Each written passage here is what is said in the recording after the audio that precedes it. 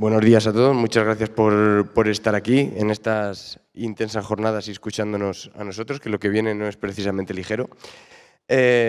Bueno, les voy a contar un poco de lo que va esta mesa. Yo también iba a presentar a los ponentes, pero bueno, me saltaré algunas cosas. El objetivo de la mesa bueno, no es mesa, porque no hay mesa, ¿no? Es una conversación entre estas cuatro figuras que están aquí, es el de remover conciencias en torno a una edad que se llama, o que se ha dado en llamar, la edad oscura.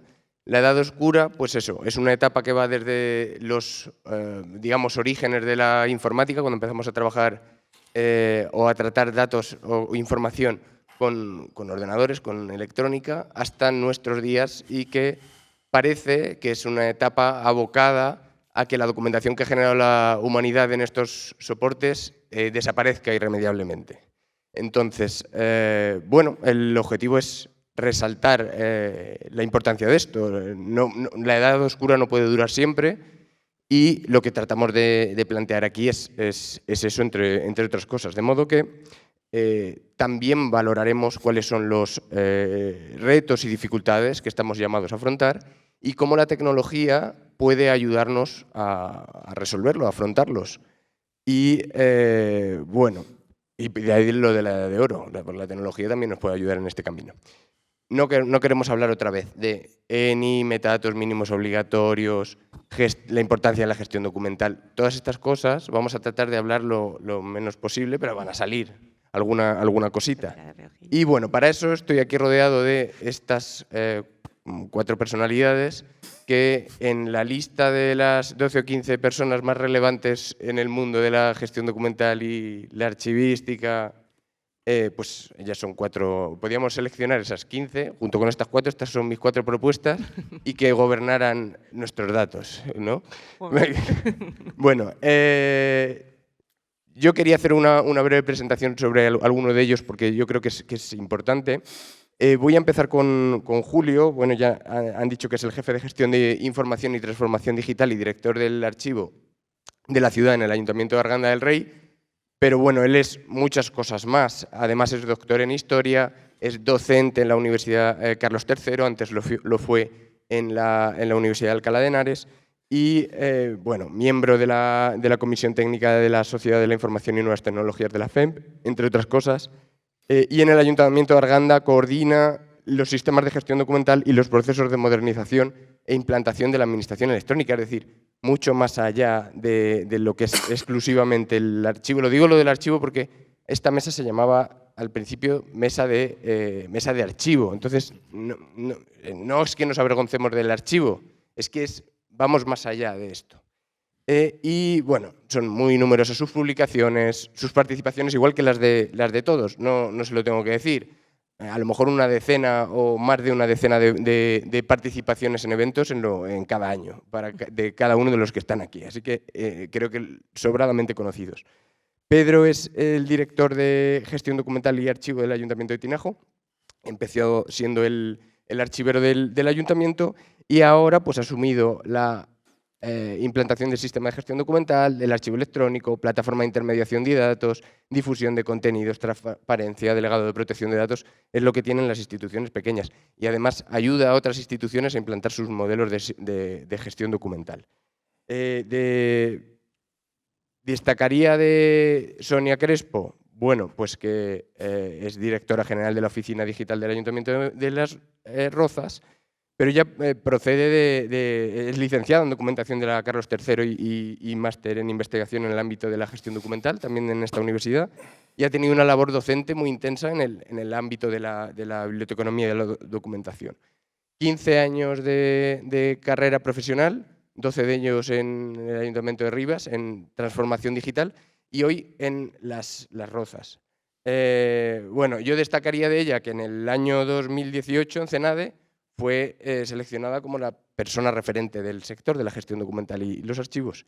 Y Francisco Fernández Cuesta, que es consejero técnico de la Subdirección General de Bibliotecas y Archivos del Ayuntamiento de Madrid, nada menos que del Ayuntamiento de Madrid, trabaja en el impulso de la gestión de documentos y la implantación del archivo electrónico municipal y en la coordinación técnica de la Comisión de documentos y archivos del ayuntamiento. Bueno, él pertenece al cuerpo facultativo de archivos del Estado y ha pasado por varias instituciones. Bueno, también una persona que crea tendencia, como ya saben. Hoy están aquí con nosotros, espero que disfruten con lo que nos van a contar y pues sin más empiezo, después de esta introducción que espero haberme limitado a los 5 minutos que había dicho. Bueno, Paco, ya lo habíamos adelantado, o ya lo he adelantado yo un poco, pero la idea fue tuya, entonces cuéntanos un poco esto de la Edad Oscura y a dónde nos quieres llevar con ello. Bueno, buenos días, antes de nada. Antes de empezar con eso, quiero decir que me ha llamado la atención que no somos ni del top 5 ni del top 10, sino del top 15. O sea, que es para rebajar un poco las expectativas, ¿no? Porque nos ha llamado personalidades, figuras, tal, artistas, mastodontes de la archivística. Sí. Bueno, volviendo al tema, cuando hablamos de cambiar el nombre a esto de la mesa de debate de archivos, ¿no? Vamos a colar una mesa de archivos. Nos paramos a reflexionar un poco en lo qué supone esto de estar sumergidos en la era de los datos y cómo se va a percibir eso, también esta era actual en el futuro. Por un lado, tiene una vertiente de edad dorada en todo lo que se refiere a la gestión de la información, a la gobernanza de la información, de datos, información, documentos. Pero por otro lado, nos surge el temor desde el ámbito archivístico de que verdaderamente esto sea sea percibido en el futuro como una edad oscura, como aquellos periodos de la historia de los que hay muy poco testimonio. Y resulta algo paradójico porque nunca antes se había creado tanta información como ahora.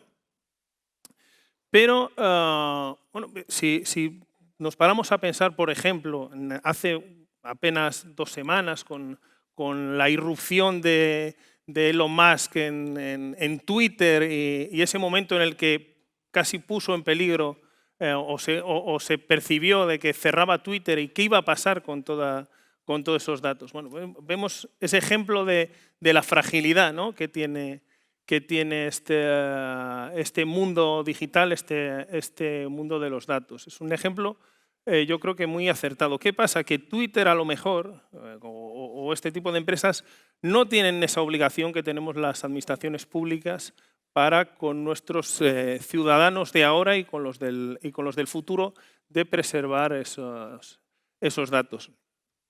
¿Qué es lo que hace que estemos en una era un tanto oscura desde ese punto de vista o que potencialmente llegue a ser una edad oscura? Uno de los archiveros más influyentes, yo creo, de los últimos 30 años, que es el holandés Erik Ketelaar, hablaba de que detrás de cómo documenta su actividad la sociedad hay una serie de narrativas tácitas que hacen que por qué esto se documenta, por qué esto no, por qué esto lo hace así, por qué esto no. Yo creo que dentro de estas narrativas tácitas hay algunas que son bastante evidentes, bastante explícitas y es en esta en la que me voy a centrar, que son aquellas derivadas de los cambios en la forma que hemos tenido de documentar la actuación de nuestras organizaciones derivada de los cambios tecnológicos y los cambios que ha supuesto también en la cultura organizativa esos cambios tecnológicos.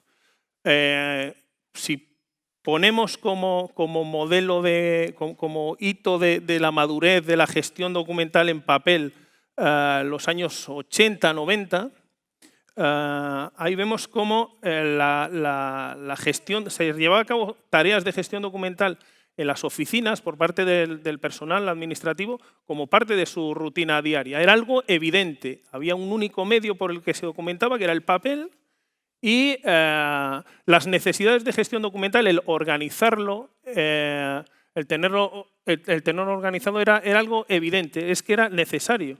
Y cuando me ocupaba mucho espacio, yo eso lo transfería a una institución archivística, al archivo. ¿Vale? ¿Qué pasa hoy en día? Pues hoy en día las unidades administrativas cuentan con muchos canales, muchos sistemas a través de los cuales se documenta la actividad. Correo electrónico, muchos sistemas de tramitación, formas documentales ajenas a sistemas de tramitación. Y eso hace que esa necesidad de tenerlo todo organizado no sea evidente. Luego, por otro lado, que esto, si analizamos desde un punto de vista de lo que son la función documental y la función del archivo, cómo se está produciendo la transformación digital, podemos distinguir 3 niveles, ¿no? El archivo y los documentos sirven para el negocio, ¿no? Para dar pues, como un activo de información para llevar a cabo una actividad. Un activo de responsabilidad, porque una vez que se ha terminado eso, pues a lo mejor se tiene que recurrir a ello para remitir un expediente a un juzgado, a las anotaciones del sistema de información contable al Tribunal de Cuentas, como respuesta a una solicitud de acceso a la información, es decir, para la rendición de cuentas, para el control, para la auditoría. Y un tercer nivel que sería más el de memoria, ¿no? Ese nivel clásico de archivos. En la transformación digital se ha centrado especialmente, y como es lógico, en la dimensión del negocio. Y es totalmente lógico. Un poquito más, cuando ya tiene que salir de nuestra organización la información, ahí ya la vestimos con la capa de la interoperabilidad.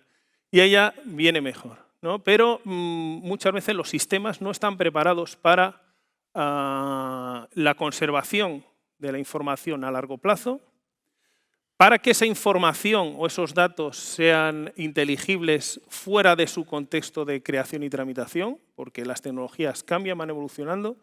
Entonces, de ahí viene un poco eso de hablar de edad oscura. Espero no haberme pasado mucho, pero no sé qué opina el resto de... No, perfecta la explicación. ¿Algo más que añadir por los demás? Bueno, pues le pregunto a Julio por ejemplos que se te ocurren y que permitan ilustrar la edad oscura, o tienes una larga trayectoria. ¿Te has encontrado a lo largo de tu carrera situaciones de pérdida irreparable? Pues, bueno, por supuesto que sí. Bueno, ante todo, primero, muchas gracias por vuestra presencia, que hoy es 14 de diciembre de 2022. Ayer fue un día histórico con la fusión nuclear, parece ser. Y hoy estamos hablando de fusión digital, que también va a ser un día histórico. Y también me ha gustado mucho eso de la previsión que se pondrá en marcha en el 2040. Digo, bueno, pues igual que la fusión digital con la fusión del papel. Por lo que tenemos ahí 15 o 20 años de oscuridad. Creo que somos conscientes, ¿no? Es decir, es un tema que lo tomamos con buen sentido del humor, es necesario, pero es de muy poca broma. De muy poca broma. Es decir, es presente, va a ser futuro durante muchos años y tampoco ya valen esos discursos de hace 10 o 15 años cuando se hablaba o se habla de la obsolescencia, y cuando se hablaba de lado oscura se pensaba en soportes que no duran, los CDs duran tantos años, que hay que microfilmar, que el software hay que emularlo, hay que migrarlo. Eso ahora casi lo veo con simpatía de una etapa de infancia, de dudas. Ojalá fuera ese solamente el problema. El problema es otro. El problema es gestionar desde lo electrónico, en electrónico, desde el puro caos. Del no sistema, del no norma, del no modelo, del no referencia, y sabiendo que esos paquetes de información, esos contenedores de información electrónica que tienen objetos, que tienen metadatos y demás, pues bueno, se da por bueno.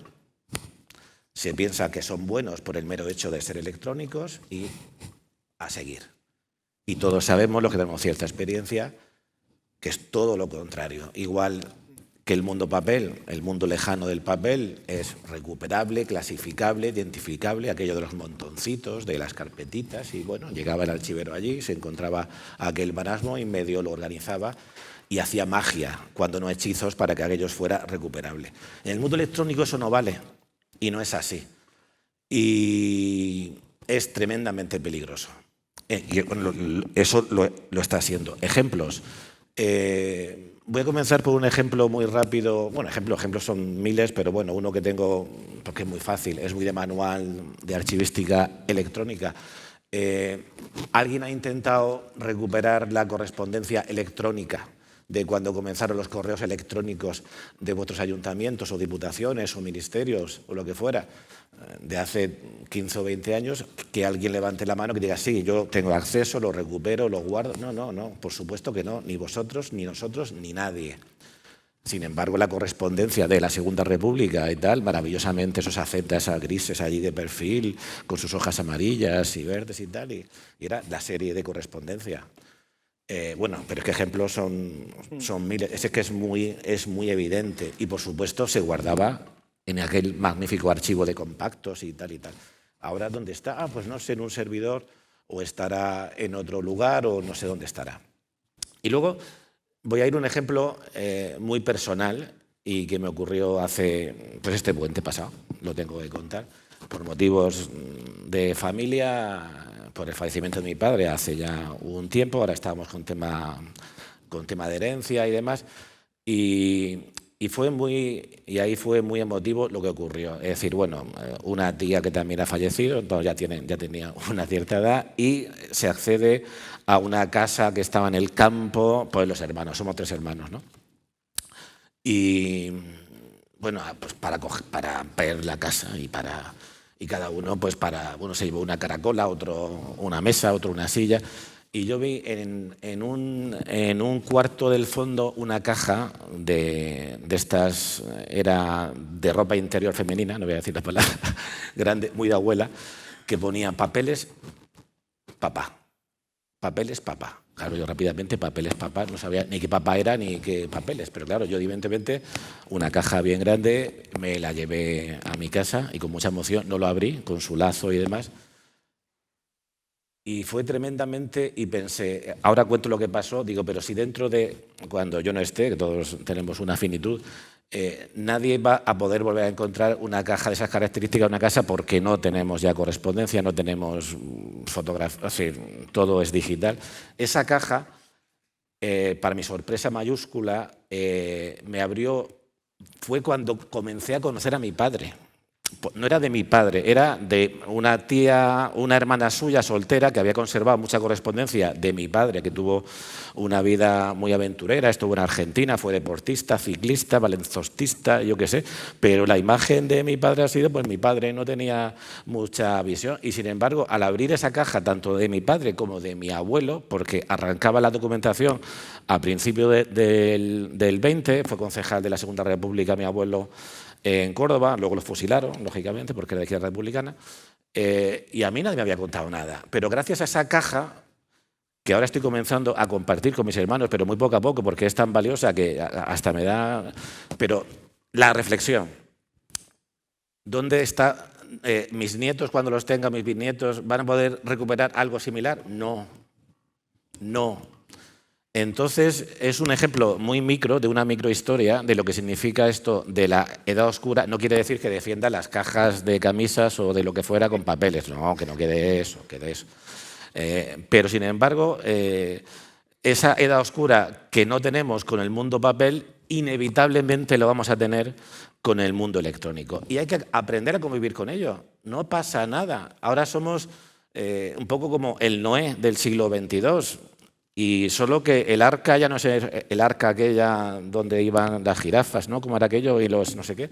Pues ahora nuestra arca es ni tampoco el arca de los privilegios. Tenemos que saber lo que queremos seleccionar. Esto no va de imprimir, porque también a veces algún compañero hace tiempo, imprímelo todo, guárdalo. Por favor, ¿estamos tontos o qué? Es decir, ni tampoco hay que conservarlo todo. Es que ahora somos más archiveros que nunca. Hay que ser más, es decir, más selectivos, más capacidad de seleccionar. Entonces hay que convivir con ese entorno y saber que tenemos que ser un poquito, en plan bíblico, un poquito Noé, y saber qué documentos, qué series hay que vigilar y, por supuesto, que luego lo veremos, y ya me callo, metadatar bien para que eso sea la memoria del futuro y los derechos. Pero claro, igual que esto es una buena reflexión, los derechos es posible que estén, seguro que están en los procedimientos, en los expedientes, reglados, pero la memoria corporativa del ayuntamiento está más en la correspondencia, está más en otra información que ahora no está en ningún sitio. Es decir, que va a haber una laguna de chapapote negro en estos, yo calculo, 15 o 20 años, o sea, 4 días, que hay que saber que esa fragilidad forma parte de la regla del juego. Nada más. Gracias, Julio. Bueno, y en el caso de las instituciones, una cuestión que nosotros nos encontramos también, que es la falta de interés, no sé si es la palabra exacta, ¿no? Pero la falta de visión por conservar cómo la institución se mostraba hacia afuera, a través de su página web, sus redes sociales y todo eso. Podríamos habernos abocado a la desaparición de Twitter hace, no sé, recientemente, y hay muchas instituciones que no tendrían todo ese trabajo que se ha hecho durante años. Entonces, esa también es una visión, pero muchas gracias, Julio. Bueno, Sonia, cambio de tema. La ciberseguridad ha sido una de las protagonistas de este evento, está siendo. Creo que tiene también mucho que ver con la memoria digital, porque es cuando realmente tenemos un ciberataque, y en este año hay muchas instituciones estos últimos 2 años, ha habido muchas instituciones que los han tenido, es cuando se ve lo realmente frágil que es. En ese contexto, los malos van más rápidos que nosotros implementando medidas de conservación a largo plazo. ¿Y qué tienen que ver los documentos esenciales con todo esto? Bueno, buenos días también. Muchas gracias a CENIS, a Odilo por contar con nosotros. Estar en casa siempre es un placer venir. Y cambiamos de tercio y no cambiamos de tercio, porque yo escuchaba a Julio trayendo a esta parte doméstica, ¿no?, la realidad de la documentación. Efectivamente, por responderte lo primero, los malos siempre van más rápido, siempre, eso es inevitable, ¿no?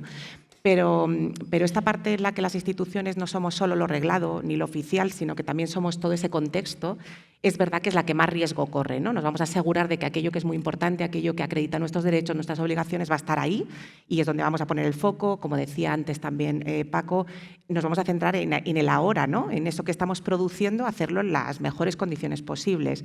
Las mejores condiciones posibles no han venido siendo las habituales, ¿no?, pero estamos trabajando todos en esa línea, porque yo escuchaba a mis compañeros y la ponencia de antes de Fernando, que siempre me parece inspirador y que está completamente alineada con el trabajo que hacemos ahora en Las Rozas, y decía, claro, escuchando estas versiones, yo creo que el oyente dice, ¿y qué estamos haciendo, ¿no?, qué vamos a hacer? Vamos a hacer estos proyectos.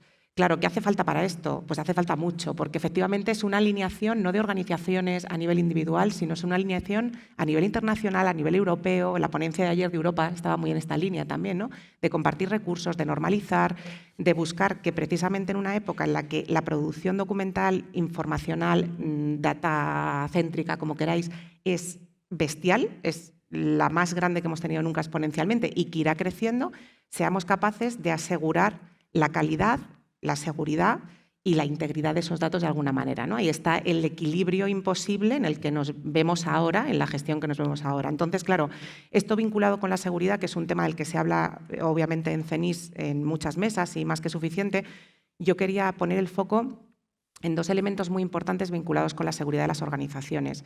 Por un lado, cuando trabajamos seguridad, trabajamos para que si pasa algo, nos repongamos lo más rápido posible, ¿no? Empecemos a funcionar lo más rápido posible.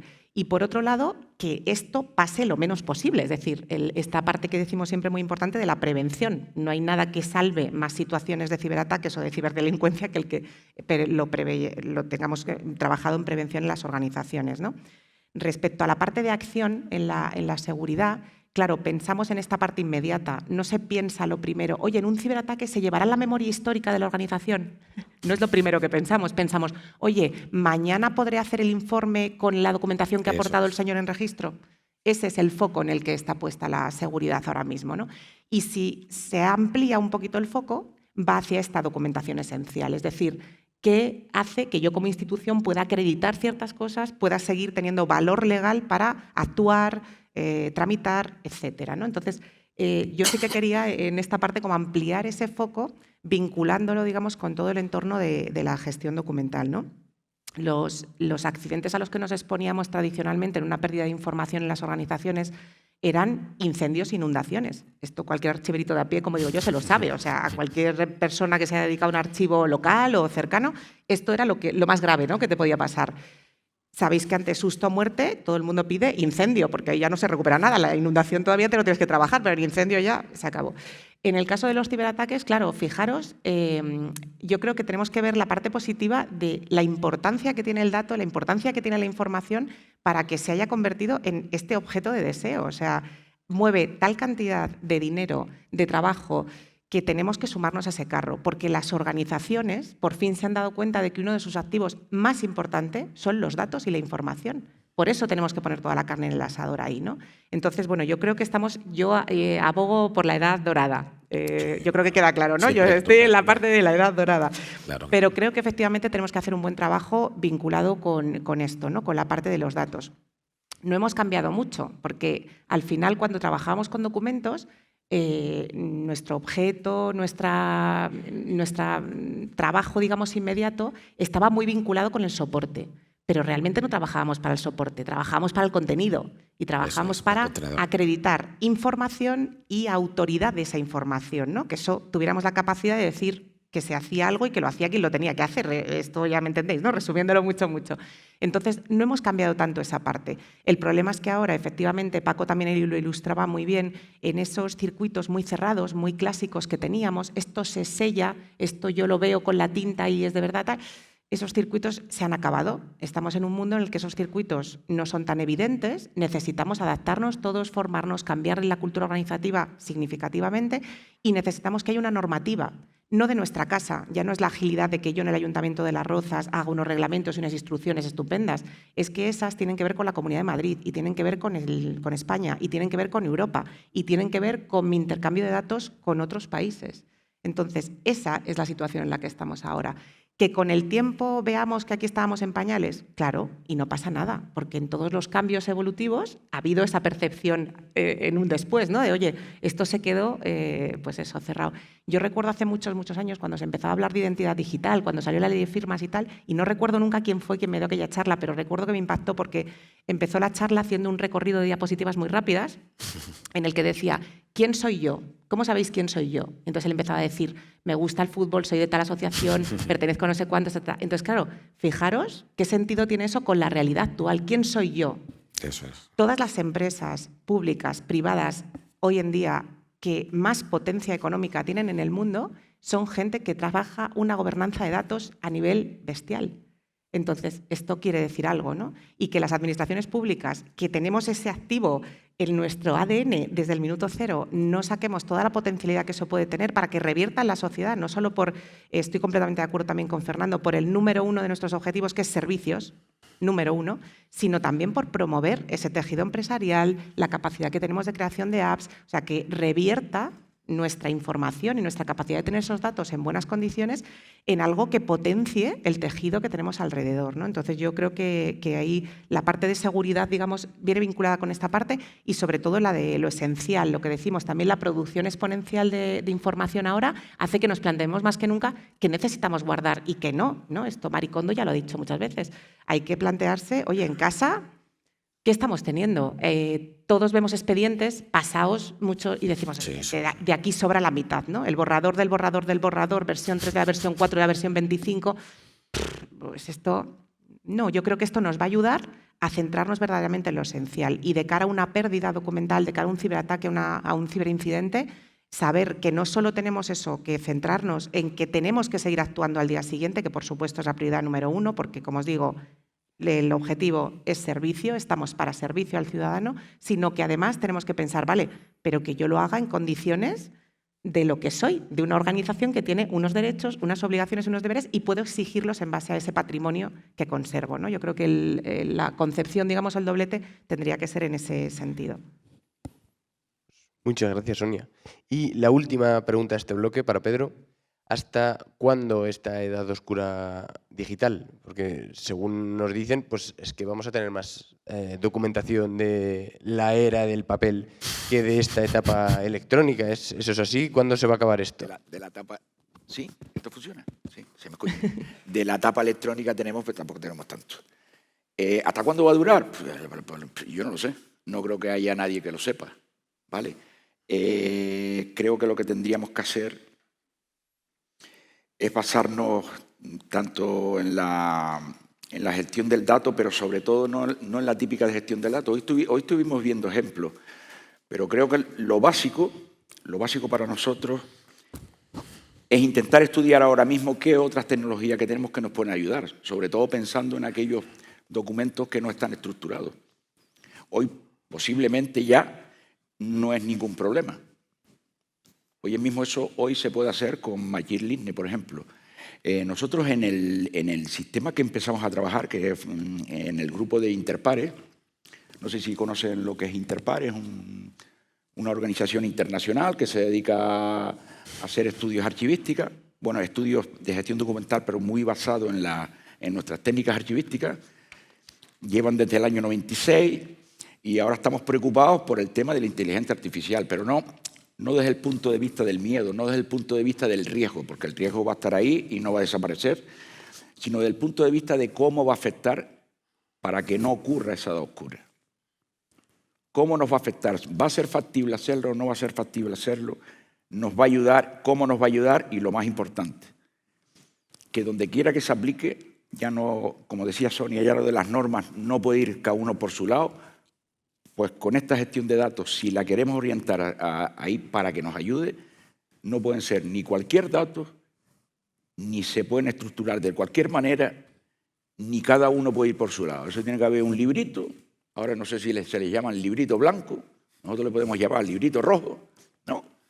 De la gestión del dato pensando, porque eso ya no es una cosa que está por venir. Ayer vimos un ejemplo de Jordi Serra, él lo utiliza sobre todo para donde ahora mismo está la mayoría de la información que son en documentos no estructurados. Casi todo está en PDF. ¿Vale? Y eso es lo que opino. Gracias, Pedro. Bueno, pasamos al siguiente bloque. No queremos solo hablar de penas. No era ese el objetivo, ¿no? Bueno, hilando con lo que ha dicho Pedro y lo que ha dicho Sonia, que ya nos hablaba de gobernanza de datos, hace muchos años ya, se hablaba de visión docucéntrica, datacéntrica, resaltábamos la importancia de no trabajar, de no trasladar nuestro trabajo en papel a gestionar PDFs en electrónico. Ahora hablamos de gobernanza de datos, ¿qué tiene de diferente esto? Y la gobernanza de datos, ¿cómo se coordina con la conservación a largo plazo? Claro, yo creo que la parte de teoría docucéntrica y datacéntrica ha sido un poco, pues eso, el marco que le hemos querido poner, ¿no? Cuando realmente era el objeto del deseo, era el documento en ese momento, el objeto de deseo ahora es el dato. Pero al final, trabajando esa información, trabajábamos la información igualmente, o sea que al final el objetivo era un poco el mismo. ¿Qué pasaba? Pues eso, pues que lo medíamos en metros lineales y ahora ese no es la unidad de medida, ¿no? Y pasa también que esto, a raíz de lo que comentaba Julio, también me venía a la cabeza que ese cambio se va a producir. O sea, las cartas de un bisabuelo a lo mejor no nos las vamos a encontrar, pero es que nos vamos a encontrar a lo mejor vídeos, sus TikToks, su Instagram. Ostras, qué potencialidad tan bestia, ¿no? Porque ya no es leer a alguien, es verlo en directo, es sentirlo, ¿no? Casi. Entonces, bueno, yo creo que esa parte, por ponerle también esa versión, que tenemos que adaptarnos a que habrá cosas que se quedarán existiendo y que serán perfectamente válidas y otras nuevas que aparecerán en este circuito. El otro día leía que la gobernanza de datos se diferenciaba de la gestión de datos en una analogía, ¿no? Como cuando vas al médico, en que cuando gestionabas datos ibas y era lo que tú querías que te recetaran, ¿no? Y en gobernanza de datos era lo que te tenían que recetar, que era distinto. Entonces me parecía muy buena definición, ¿no? Porque al final, cuando tú gestionas datos, efectivamente estás haciendo un trabajo, pues si queréis, a nivel de ejecución, ¿no? Un nivel más directo, pero cuando tú entras en el nivel de gobernanza de datos, estás teniendo unos interlocutores que están formando parte también de ese trabajo, ¿no? El esquema famoso que tenemos todos en la cabeza. Ahí, como decía Pedro, hay normativas muy vinculadas ya con la gestión de datos, con la calidad de datos. Entonces, simplemente tenemos que empezar a trabajar pensando en esa interconexión de administraciones y de organizaciones para ir empujando todos en la misma dirección, ¿no? Claro, el valor de los datos ahora mismo como importancia estratégica de las organizaciones es absolutamente bestial. Lo que os decía antes, es el recurso más valioso del mundo ahora mismo. En temas de seguridad, a mí me llama mucho la atención ahora desde otro perfil, cuando vemos temas de la Deep Web, por cuánto dinero se venden los datos más valiosos para comerciar con ellos. Esto todo es impresionante, o sea, da solo la muestra de botón de dónde nos estamos metiendo, ¿no? De lo importante que es esa gestión. Y el término de gobernanza, yo creo que es importante que tengamos esa concepción diferenciándolo de la gestión. La gobernanza implica participación, implica tener en cuenta aquellos con los que trabajamos, ¿no? Es muy importante esa parte. Igual que en este sentido, resaltar la parte de cambio, yo creo que en el entorno datacéntrico cada vez más de la soberanía de los datos. Eso que era más vinculado con el productor, con el autor de la información, ahora más vinculado con que seamos los propietarios de nuestra información, que es hacia donde tendemos, ¿no? Habrá elementos o circunstancias en las que las propias organizaciones serán propietarias, pero también los individuos vamos a empezar a ser propietarios de nuestros datos. Vamos a empezar a ser esos agentes que autorizan la consulta de su información, en un cambio muy importante sobre lo que os decía, los elementos de identidad, de tecnología, etcétera, ¿no? Y ahí introduzco otro elemento también que hemos ido comentando varios, que es el uso de la tecnología. Lo comentaba también Pedro, hay que parar ya de fliparnos, perdonadme el término, con, oye, voy a meterme en una cosa de blockchain sumado con inteligencia de Big Data. Bueno, es que la tecnología es una herramienta, no es el fin. Tiene que solucionar. Si no, no tiene sentido la tecnología. Y ahí yo creo que estamos perdiendo un poco la perspectiva, ¿no? Tiene que ir a solucionar algo. ¿Qué pasa? Que, claro, en ese camino tiene muchos damnificados, porque tú dices, oye, ¿qué me ha solucionado a mí frente a mi documento en papel estupendo firmado que me ha solucionado el documento electrónico? Hombre, pues sería otro debate largo, ¿vale?, para analizar. Pero sí que tenemos que buscar esa parte de utilidad o de servicio. Respecto a los datos, yo creo que 6 elementos súper importantes en la gobernanza de datos que tendríamos que tener en cuenta en este entorno, digamos, de concepción datacéntrica. Por supuesto, number one, interoperabilidad. Intra, ya lo sabéis, que siempre es súper difícil, los famosos silos de las organizaciones, los entornos en los que han crecido monstruos, que luego no sabemos comunicar con otros entornos en la organización, pues la eliminación de esos silos y la interoperabilidad, trabajo número 1. Afortunadamente tenemos un ENI, tenemos normativa, tenemos cada vez más información a nuestra disposición para seguir toda esa línea, ¿no?, de coordinación, de reutilización, etcétera. Segundo punto importantísimo de los datos, usabilidad. Fundamental. Son para eso, ¿no? El otro día llegábamos a esa conclusión de siempre. ¿Para qué ha servido la información en las administraciones públicas? ¿Para qué la utilizamos? La necesitamos para usarla, no para guardarla y para esconderla. No, la necesitamos para usarla, para ponerla a disposición, ¿no? Para ponerla a disposición hay que recuperarla. Ese es mi punto 3 de los datos, recuperación. Si no somos capaces de encontrarlos, si nos encontramos con, oye, pues yo, imagínate que en esta pregunta de Julio dice uno, pues yo sí, yo he guardado todos los mails de mi organización desde el año 54. Oye, fenomenal. Y cuando hubo esta moción de censura tan importante, recupérame todo. Ah, amigo, eso ya, pregúntaselo a Pepe, que yo no tengo ni idea, ¿no? Bueno, pues esa parte de recuperación fundamental. Explotación, esa es la vuelta de tuerca, ¿no? Yo recupero, pero exploto eso para que sea útil en la organización. Ahí ya lo cocino, lo fabrico, le doy otra forma, porque el dato es eso también, es esa energía que se transforma, ¿no? Trazabilidad. El dato nos permite que seamos capaces de seguir los circuitos de la organización. Esto es las cosas que conocemos de siempre, toma de decisiones, acreditación de derechos y obligaciones, etcétera, ¿no? Y por último, esa línea roja tan complicada con la que tenemos que ir trabajando, que es privacidad. ¿Cuál es el caballo de batalla de los datos? Pues para mí, 2, la calidad y la privacidad. Esos son nuestros grandes problemas ahora, ¿no?, en la producción de datos o de información. Hay normas UNE, lo que os digo, muy interesantes, que yo creo que tenemos que empezar a empaparnos todos, a trabajarlas, pero bueno, yo destacaría la de gobierno de datos, la de calidad de los datos y la de los productos de software, ¿no?, cómo podemos asegurarnos de que lo trabajan adecuadamente. Y luego, por citar, en el caso, por ejemplo, de la ISO 25012, hace una clasificación específica de las características de calidad de los datos. Fijaros, porque vienen curvas, ¿eh? Exactitud, completitud, consistencia, credibilidad, actualidad, accesibilidad, conformidad, confidencialidad, eficiencia, me quedan 5 o 6, precisión, trazabilidad, comprensibilidad, disponibilidad, portabilidad y recuperabilidad. Ojito. Si no nos ponemos a trabajar en esto. Ojito. Bueno, protección de datos no me voy a meter, hay muchos expertos, yo no lo soy, pero sí que es verdad que, por nombraros un caso particular, en nuestra organización, está por aquí también mi compañera de servicios digitales, la jefa de servicio, creo que somos, a veces nos reímos y le tomo también la frase a José Manuel del Ayuntamiento de Arganda, que está por aquí, somos las comerciales de la Ley 39 y de la Agencia de Protección de Datos. O sea, nosotras en la organización nos pasamos todo el día diciendo a todo el mundo, oye, por favor, revisar esto con protección de datos, revisar revisar esta cláusula. Es que nos toca a todos, no solo los que nos hemos ya puesto el cartel de comerciales de estas cosas, ¿no? Sino que es muy importante que toda la organización se conciencie para entrar en esos circuitos.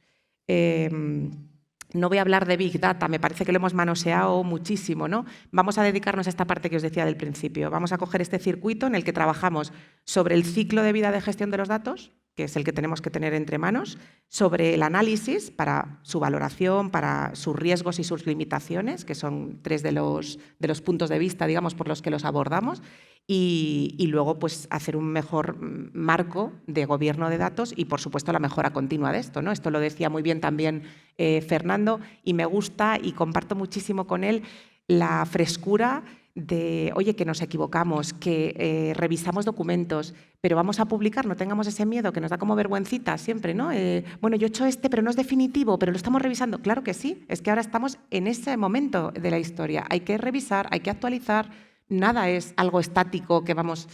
entonces vamos a intentar, yo quiero hacer ese llamamiento también, ¿no? Perder esa vergüenza, decir, oye, pues sí, mira, hemos hecho esto, es pequeño, modesto, sencillito, pero venga, y lo sumamos, ¿no? Y crecemos entre todos en esa línea. No me voy a enrollar más que... Vaya cambio nos planteas. Lo digo porque a Pedro le voy a preguntar algo relacionado con la tecnología, cómo puede ayudarnos, y a Julio le toca la difícil labor de hilar las dos cosas, como lo que ha dicho Sonia, que es un cambio, parece que no, pero es un cambio muy grande con respecto a lo que están haciendo muchas instituciones. Se puede gestionar con tecnología. Pero bueno, paso a Pedro. Y lo relaciono con lo que nos has avanzado ya, interpares, inteligencia artificial. Hay avances prometedores en algunas disciplinas, digamos, pues por ejemplo, reconocimiento de escritura manuscrita, anonimización de datos, incluso cosas que dan un poco más de vértigo así a priori, ¿no? Generación automática de documentos, de vídeos, de audios, etcétera. ¿Cómo está llamada la tecnología, la inteligencia artificial concretamente, a convertirse en sustituto de muchas actividades que ahora se hacen manualmente y que necesitan de intervención humana? ¿Va la inteligencia artificial también a conservar? ¿Va a hacer toda esta gestión de datos? Bueno, en principio que nadie vamos, que no tenga ni la más mínima duda. Eso ya se está implantando en las administraciones, se va a implantar, hay gente que va a sobrar. Eso, los administrativos en cuestión de 10 años no va a existir, van a existir muy poquito. Eso hay que tenerlo clarito, en principio. ¿Cómo va a afectar? ¿Cuál es la siguiente pregunta? Que no me acuerdo. Ya te has cargado los administrativos, que ahora la siguiente. Pero no se asusten, que nos podemos reciclar. Oye, pero eso va a ser así, que a nadie le quepa, pero ni la más mínima duda. No sé, vamos a ser meros... conductores de un coche de estos automáticos, mira, es decir, nos vamos a convertir en eso. El asunto no va por ahí. El problema que tenemos con todo esto es que nos deslumbramos por cualquier cosa, ¿vale? No estoy hablando que dentro de 3 años, bueno, les voy a dar más vida a los administrativos, venga, vamos a dejarlo en 15 años, venga, vamos a dejarlo en 15 años. Hace poco salió en Twitter el bombazo de la aplicación de OpenAI, que es de Google, la GPT-3, no sé qué, que es un chat listo. Bueno, listo. Es un chat que te dice a ti prácticamente lo que tú quieres, pero es mentiroso y además lo puedes engañar. O sea, pero está todo el mundo alucinado porque hay cosas que verdaderamente hace alucinantemente bien. O sea, cuestiones, por ejemplo, de programación, las clavas. Pero no es un verdadero sistema, digamos, de deep learning, o sea, no es capaz de tomar decisiones, ¿vale? ¿Qué quiero decir con esto? Primero, ¿van a existir? Sí, pero no nos deslumbremos, hay que tener bastante cuidadito. En cuanto a preservación digital, uno de los proyectos que hay allí, que son los más que a mí me interesa, no es tanto cómo va a afectar a la preservación, sino si vamos a ser capaces de preservar los algoritmos que dan lugar a esa inteligencia artificial que a su vez va a dar lugar a muchas tomas de decisiones, muy importantes. Ese, ya sé que es cagatelonito, pero por ahí van los tiros. Por ahí van los tiros. Yo creo que en la preservación digital nos va a ayudar, igual que nos va a ayudar en la explotación de datos. Antes ella también hablaba del Big Data. Yo tampoco me voy a meter en cuestiones de Big Data, pero el Big Data ya está casi muertito también. Se está aplicando ya inteligencia artificial, robótica, ¿vale? Porque un sistema de inteligencia artificial simple, digamos que es mucho más avanzado que un bot o que un simple robot, ¿no? Ahora se está trabajando con esas cositas que son muy básicas, pero que a nadie le quepa duda, o sea... Y creo que ya tendríamos que estar empezando a preparar, como dije desde el principio, cómo nos va a afectar todo eso. O sea, va a haber miedos, va a haber... Antes hablamos de ciberseguridad. ¿Qué hacer con los datos? Pues bueno, pues los datos, como dice Sonia, es que es fundamental. Tenemos que compartir, tenemos que interoperar. Mira, ayer me contaban, fíjate tú, para que tú veas, me contaban, ya no hablando de inteligencia artificial, sino un caso práctico de lo que Sonia acaba de decir. Se quería hacer una obra muy importante, llevaba muchos años esperando allí en Lanzarote. Por fin viene el dinero, por fin se hace el proyecto. Sorpresa, no se había donado el suelo. Segunda sorpresa, el suelo que se escogió no permitía el plan general que esa obra se pudiera realizar allí. ¿Por qué ocurrió eso? Porque el que tenía que tomar la decisión no tenía los datos precisos de ese suelo, de ese plan general, porque unos estaban allí, no los comparte, el otro está allí, no los comparte, y el que tiene que tomar la decisión tiene lo suyo solo, que era, bueno, vamos a contratar el proyecto, sin darse cuenta que aunque o sea, se hubiera firmado, vamos adelante con la obra, y la obra no se hubiera podido hacer. ¿Y cómo se lo solucionó? Pues como siempre, con personas. Pero ocurrió por eso, porque no hay una gestión de datos que nos permita tomar una decisión con conocimiento de causa. Y ahí la inteligencia artificial nos va a ayudar. Pero no se trata de eso. No se trata solamente de eso. O sea, no nos volvamos locos. Hay que ir con tiento y ver si esto nos sirve, no nos servirá por unos casos. Es decir, un problema, una solución. Este sería un caso, es un caso de libro, pero se nos podía dar en otros muchos. Por ejemplo, ¿tiene esta persona derecho a un bono social? ¿Quién lo va a hacer? Igual si lo hace la persona de servicios sociales, igual se equivoca, porque solamente estamos trabajando en sitios digamos, separados. No se está gestionando la información y, por ende, los datos como deberíamos, a menos en mi casa. Ya llegaremos, yo espero que sí, pero es extremadamente importante.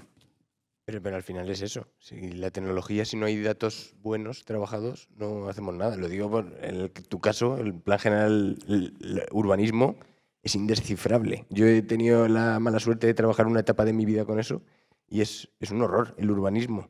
Entonces, bueno, no sé, a lo mejor la inteligencia artificial viene a resolverlo todo, pero no sé. Bueno, pasamos a Julio, que vamos regular de tiempo, ya sabéis. Ya, no, muy breve. A ver, lo que decíamos. Sonia ha hablado de gobernanza de datos. Este era cómo empezábamos este bloque de la Edad de Oro. Y tecnología. Pedro nos hablaba de casos de estar hablando en 15 años y demás, pero aterrizando en la realidad, cómo compatibilizamos la tecnología con la gobernanza de datos, con este cambio que en realidad es un cambio importante. ¿Cómo lo hacemos ahora con tecnologías disruptivas o no? ¿Cómo confluyen ambas vertientes? ¿Dónde están las oportunidades de la Edad de Oro? Vale, vamos a ser muy directos. Quiero que os imaginéis una gran diana de estas de los dibujos animados, ¿verdad? Una diana. Y esa diana hace 7, 8, 10 años, el objetivo de todo, de nosotros, de vosotros, era desterrar el papel y que fuera electrónico. Y casi la visión era que como fuera, entonces nacieron las plataformas de tramitación, surgieron muchas empresas, muchos proveedores y mejor o peor se comenzó a tramitar, surgieron los malditos entornos híbridos que yo nunca entendí, que siguen funcionando. Vale, pero eso ya, aunque hay muchos, la mayoría que estáis ahí, eso es pasado. Bien, esa diana, bajamos persiana. Siguiente diana, había que digitalizar aquello que venía del mundo papel para que dialogase con lo nativo digital, con lo nativo electrónico, que ahí estamos. Y el objetivo último, la tercera diana, ¿qué son los documentos? Los documentos son contenedores de información verificada, verificable, válida, auditable, firmable, todo lo que es, todos los sables que todos sabemos. Pero es que hay que extraer datos que son donde está realmente el conocimiento y en última instancia la inteligencia. Y esos datos tienen que ser del 2022, del 2020, del 2018 y que comiencen a interoperar entre ellos. Y a partir de ahí, extraer métricas, extraer parámetros, extraer modelos predictivos, cuadros de mando, cartera de servicios, carpetas ciudadanas. Es realmente la levadura de toda la gestión de información de cualquier administración, son los datos. Dejemos de hablar ya de documentos, dejemos ya de hablar de expedientes. Hay que hacer documentos y expedientes, sí, eso, pero me entendéis la metáfora, ¿eh? Porque realmente el valor añadido está en los datos de valor público. ¿Por qué? Y ejemplos, y está aquí mi buen compañero José Manuel, que es el que también lo lleva dentro del área. Todo lo nativo digital, mejor o peor, está bastante bien, pero ostras, alguien ha intentado comenzar a dialogar con lo predigital. Nosotros lo estamos haciendo con fase de mucha depuración, pero viene muy pobre, viene muy huérfano y hemos tenido que hacer un corte con un bisturí, decir, oye, a partir de qué año comenzamos a depurar. Hemos elegido, bueno, depende la serie de documentales, pero suele ser como muy tarde, como muy pronto, quiero decir, cuando comienza el DNI. Por lo menos en Madrid, que es hacia mitad de la década de los 90, cuando comienzan las referencias catastrales, porque cualquier documento tiene que tener un ID, un identificador, si no, no dialoga con nadie. Y a partir de ahí estamos construyendo una gestión de datos con un proyecto muy ambicioso y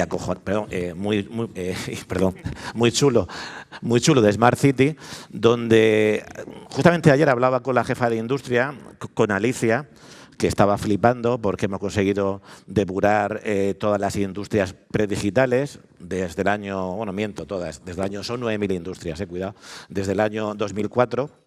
Y entonces hemos conseguido ya que cada parcela esté con toda la información de sancionadores, de licencias, de IAE, de todo lo que os podéis imaginar, y eso llevado a un GIS, llevando con los filtros de datos, se están ya comenzando a construir cuadros de mando. Muy poco a poco, pero ya realmente cuando lo ve, ella me decía, ostras, es que tú sabes que la mayor parte de mi jornada lo dedico en buscar información para que cuando tienes que dar una licencia de actividad, ver, hombre, ahora lo ve vía archivo, vía el programa de archivo y demás, pero es que esto es otra cosa y además accesible también al concejal, al resto de áreas y demás. Eso es la gobernanza de los datos, eso es el valor público, poniendo el foco donde puedes ponerlo, en áreas que sean proactivas, que sean útiles para la ciudadanía y para la administración, y eso hace que vayan creciendo, es decir, se van retroalimentando. Tienes que intentar que sea un caso de éxito para que sirva de base para el siguiente caso de éxito. Es decir, pero va de esto. Y es un ejemplo muy claro y es realmente ese nuevo mundo que sería lo de los datos, esa nueva diana, pero claro, es una tercera metavolante. Si antes no habéis corrido la primera y segunda, ni lo intentéis. Esto es como ir al kilómetro 24 sin pasar por el 15 y por el 1. No, esto no va de magia, va de trabajo, ni va de tecnología, va de sistema, va de modelos, va de personas que son capaces de implementar los modelos. Y cuando todo eso confluye, las cosas salen. Mientras tanto, es una pura ilusión. Nada más. Gracias, Julio. Entonces, al final nos toca trabajar casi por proyectos muy acotados. Y una de las metas volantes entiendo que sería la modelización de flujos de información. Paco, eso es. esto va a seguir siendo indefectiblemente nuestra mayor actividad, porque es una de las que más trabajo intelectual requiere y más esfuerzo. No nos va a poder ayudar la tecnología aquí. Y bueno, hablando de cosas que son más comunes, son más antiguas, ¿qué va a ser el futuro de los catálogos de tipos documentales, cuadros de clasificación? Vale. A ver si puedo contestar todo eso en el menos 3 minutos que tenemos, pero bueno. Mira, utilizando la metáfora esta del coche autónomo que hablabais antes, el coche autónomo necesita una cartografía y unas normas de conducción, ¿vale? Pues esa cartografía pues son esos instrumentos de control que teníamos, esa serie de instrumentos que desde luego en nuestra parte del Ayuntamiento de Madrid estamos viendo su utilidad más allá del documento tradicional y su aplicación, por ejemplo, las tablas de valoración enfocadas a datos estructurados, lo estamos utilizando y en algunos casos eliminando el documento y tratando de conservar a largo plazo el dato. Y esas normas de conducción son esos requisitos de gestión de documentos. Unos requisitos de gestión de documentos, no sé si estáis familiarizados con la normativa técnica de gestión de documentos, no está enfocada a decir cómo tienen que ser los documentos, sino cómo se tienen que documentar actividades. Y ahí, y además aprovechando que no hay un top 15, sino un top de verdad, que es Jordi Serra aquí. Jordi Serra, hace poco, hablando con él de estos temas, pues decía cómo, porque yo no soy un antidocumento, yo creo que el documento, más allá del documento público administrativo, que el documento de archivo está más allá del documento público administrativo, son distintas manifestaciones de la actividad, ¿no? La actuación administrativa genera datos y también documentos, y de esos documentos se generan nuevos datos. Aplicando requisitos de gestión de documentos que tienen en cuenta no solamente, tienen en cuenta esas 3 dimensiones que decía antes, negocio, responsabilidad y memoria, vamos a mejorar la calidad de los datos y por ende la calidad de los servicios, vamos a mejorar la toma de decisiones de los responsables y con el plus añadido de la confianza, que es otra de las dimensiones, decía antes Sonia, hablaba de la calidad del dato. Bueno, pues una de esos vectores que inciden en la calidad es la confianza que viene conferida por el vínculo archivístico, ¿no? de los datos con el proceso de negocio del que emanan. No sé, he tratado de ser demasiado rápido, a lo mejor. Nos quedamos sin tiempo, lo agradezco mucho. Hacemos una cosa, os doy 1 minuto cada uno. Antes habíamos hablado de 2, pero solo tenemos 1. Entonces, una reflexión final sobre el potencial de esta edad de oro. ¿Por allí o por aquí? Por donde queráis. Sonia, por ejemplo. ¿Empiezo yo? Sí. Yo como reflexión final, la que digo siempre, la transformación digital y el futuro son las personas. Y no voy a añadir nada más. Rápido, Con eso lo dejo en todo lo alto. Invertir en equipos, invertir en trabajo y el resto viene acompasado por lo que tenemos alrededor. Entonces, equipos, personas, cambio en las organizaciones y cambio de cultura. Yo creo que dando el do de pecho en eso, que no lo hemos hecho yo creo hasta ahora muy bien, el cambio va a ser significativo. Muchas gracias, Sonia. ¿Pedro? Apertura de miras, sobre todo apertura de miras y poner ilusión en lo que estamos haciendo. Sabemos que van a haber cambios, ya están habiendo cambios, ya no sabemos si somos archiveros, si somos gestores documentales, eso da igual, como nos llaman. Y tirarnos de la moto, y ya está. O sea, lo que quiera que venga, ya lo arreglaremos casi seguro. Vamos, casi seguro. Bueno, eso nos deja mucha tranquilidad, ¿no? Pero bueno, ya lo hablaremos luego. Paco. Pues yo, aprovechando que está aquí Pedro, quiero terminar con una cita de un ilustre vecino de Lanzarote, que fue José Saramago, que quizá por estar en Lanzarote y haber convivido de cerca con Pedro se haya imbuido de la Escuela Canaria de Record Keeping o de Recopicking, blockchain, que decía Saramago, dice: somos la memoria que tenemos y la responsabilidad que asumimos. Sin memoria no existimos y sin responsabilidad quizá no merezcamos existir. Y yo lo que quiero es que, de verdad, como ya no solo nuestras organizaciones, sino como país, como sociedad, esto trasciende más allá, pensemos en esos 2 niveles más allá del negocio, responsabilidad y memoria, porque si no, no mereceremos existir. Gracias, Paco. Julio. Yo primero quería dejar claro que no soy negacionista de los documentos, porque ya esto luego sale en Twitter y ya me hunde más todavía. No, ni soy terraplanista, ni... Y aparte el hombre llegó a la luna, estoy convencido, ¿eh? O sea que no hay ningún problema con eso. Yo acabaría con una palabra que está por encima de todas, que es esa disponibilidad, es decir, accesibilidad. Es decir, cualquier documento, cualquier dato, cualquier expediente que circula, que es accesible, que es interoperable, ya estás garantizando su preservación por 1000 vías. Todo aquello que sea solamente preservar por preservar, guardar por guardar, yo nunca lo entendí. Eso de los paquetitos de información, guardarlos bien, bajo 4 llaves, habrá una llave que luego no abra. Entonces, por favor, objetivo, por transparencia, para fortalecer la democracia, para mejorar los servicios públicos, por ser más rápidos, más eficientes, más ágiles. Lo que queremos es accesibilidad absoluta por diferentes vías, que sea multicanal, de cualquier recurso informativo de valor público. Y eso será preservable. Y es nuestra obligación como archiveros y como gestores de lo público. Nada más. Muchísimas gracias a los 4. Un aplauso.